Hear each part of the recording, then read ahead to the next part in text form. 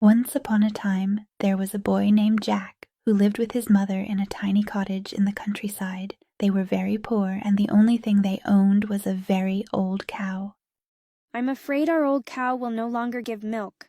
We will have to sell her so we can buy food. Jack, take her to the market and see what you can get. Yes, Mother. I'll take Bessie to the market. I know we need the money. I'll do my best. Maybe someone kind will take her. I promise I'll be careful. So Jack headed down the country lane with the old cow to see what she would fetch at the market. But it was a very long walk from Jack's home in the countryside all the way to the market. So Jack decided to take a shortcut through the forest. Well, hello there.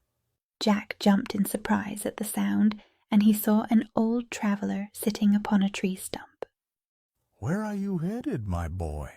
Our cow no longer gives milk, so I'm taking her to the market to see what I can get. You know, my boy, it's a very long way, and you won't get much for that old cow.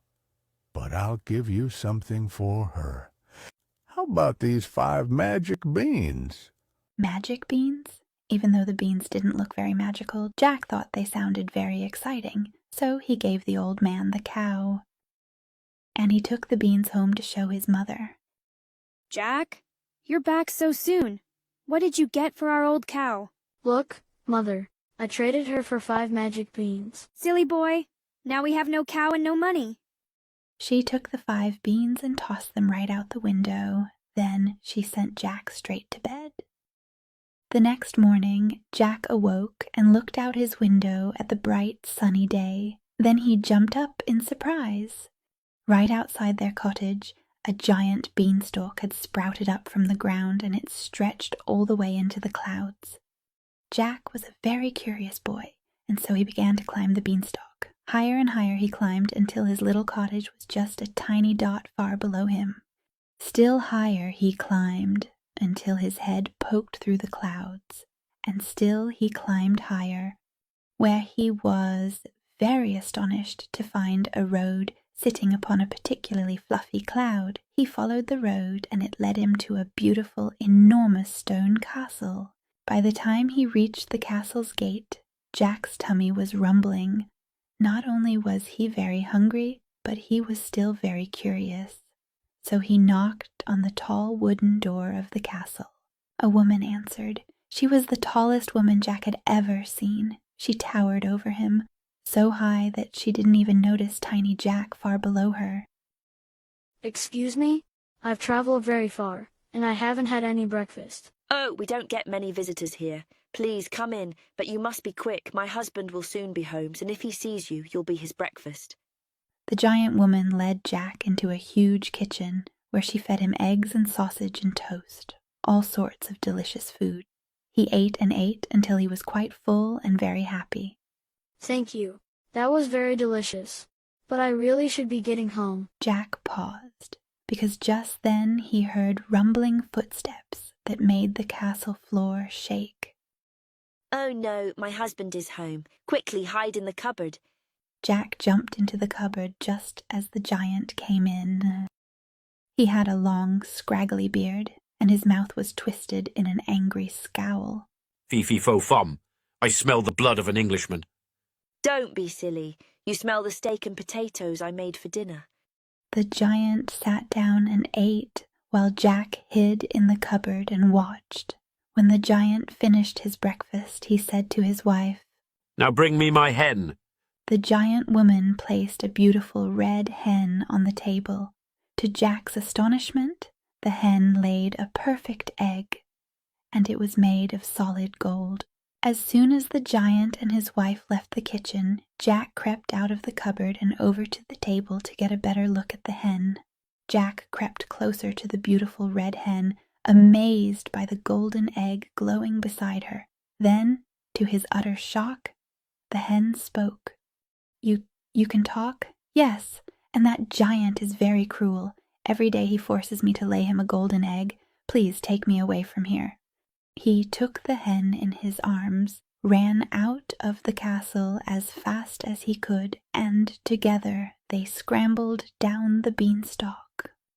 The hen was very happy with this, and so was Jack's mother when she saw the magical talking hen. The hen only laid eggs when she wanted to, and Jack and his mother lived very well from the gold. But one day, as Jack was playing outside, he heard a strange noise. It sounded as if someone was singing, but it was very far away.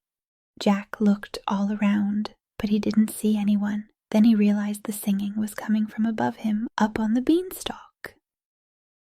And because Jack was such a curious boy, he climbed the beanstalk once again. He climbed until he reached the sky, and he found the road in the clouds, and followed it to the great big castle, just as he had before. He knocked on the tall wooden door. The giant woman answered, but this time she did not look so kind when she saw Jack. You must go away. The last time you were here, my husband's hen disappeared. But the giant woman shut the door in his face. Jack still wanted to know who he heard singing, and so he snuck into the castle through a window, and he hid in the cupboard while the giant woman cooked dinner. Soon he heard rumbling footsteps that made the whole castle quake. Fee-fee-fo-fum. I smell the blood of an Englishman.